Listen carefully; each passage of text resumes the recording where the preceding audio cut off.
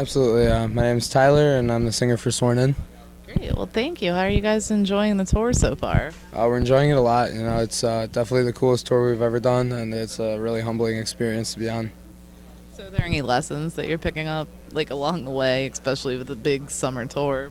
You know, every tour we do, the level of professionalism gets bumped up, and you're always learning new things about, you know, whose toes you're stepping on and whose way you're getting in and stuff like that. So, you know, you learn to be a little more conscientious of your surroundings and take the entire thing a bit more professionally and seriously.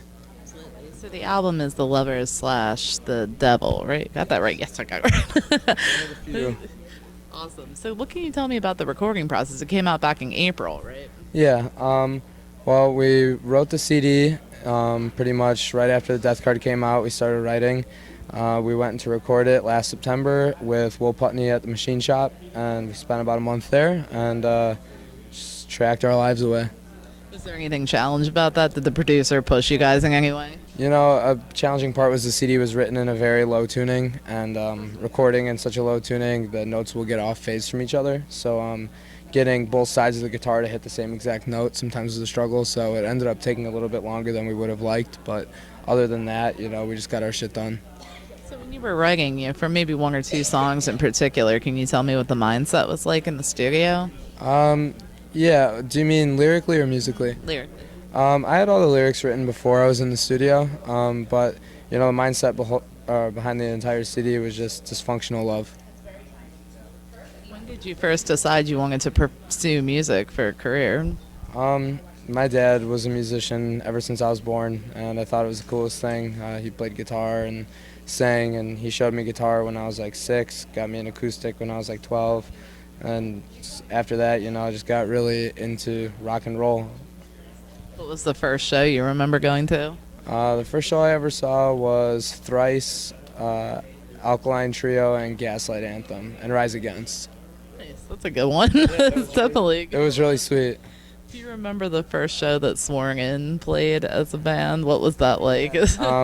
We played at a VFW hall in Kenosha, Wisconsin. It was like a really notoriously like tough venue, I guess. Like it would get shut down every other week because there'd be holes in the walls, or ambulances would come because kids would get knocked out or really, really hurt. So the promoter gave us a chance, had us open the show, and you know, those shows only happened once every month or two. So 200, 300, 400 people would come out just because there was not really much else going on. It was before the onslaught of, you know, touring bands coming through every other weekend. So it was a really, really cool experience. I look back on that day very often. Is it surreal for you guys to kind of, be playing the big stages here, at Mayhem and look back on that now? You know, it absolutely is 100% surreal, and I just still can't even believe it. What is the rest of 2015 holding store for you? What are the plans for after Mayhem?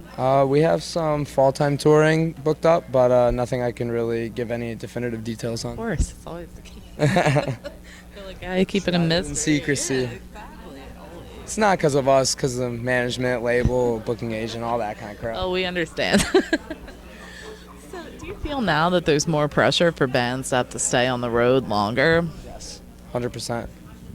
I mean, being that social media has been such a big tool and everything for artist promotion, which of the changes in the industry has had the biggest effect on the band?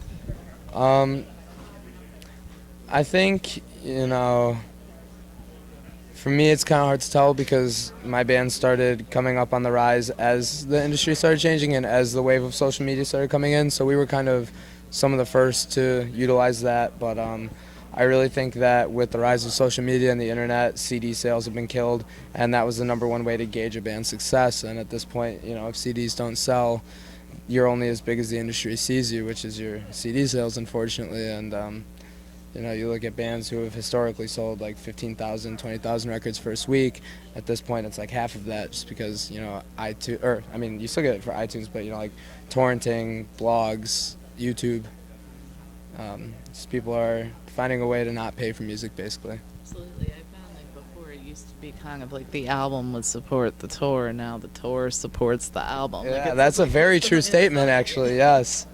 And that's like where I think it's been so difficult for new artists. How do you guys battle that, though? It's a fucking battle every day, let me tell you. I can only imagine.